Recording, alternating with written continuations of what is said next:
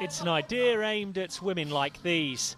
The I Will If You Will scheme aims to get women of all ages on their feet and active, and it's a scheme which is proving to be a real hit in Bury. We've been doing I Will If You Will classes for 2 years now in September, and they have grown and grown and grown.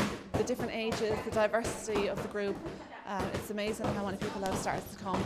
One woman leads the way here.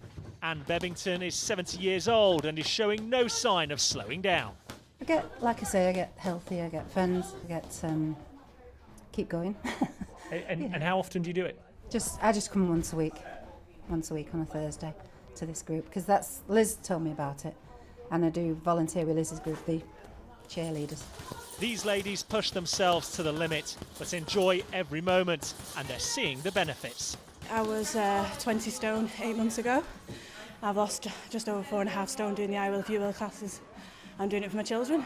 There's no egos here, everyone just works out the same and everyone's really friendly, it's a really good vibe. They're just great, nice to talk to, easy to get on with, allow you to take things at your own pace, and we have a giggle. They're brilliant, a brilliant bunch. They're friendly, no one judges, they're good. Sport England are upping the tempo in an effort to encourage more women to be active, and there's an acknowledgement that old perceptions of how to get women involved in sport need to change. It could be walking their dog in their park to, as you can see, boxing in the ring with each other. We're basically promoting the message that, sport and activity isn't only horrible memories from PE of, cross-country running in the parks in the rain and the cold. Sport and activity is whatever you want it to be.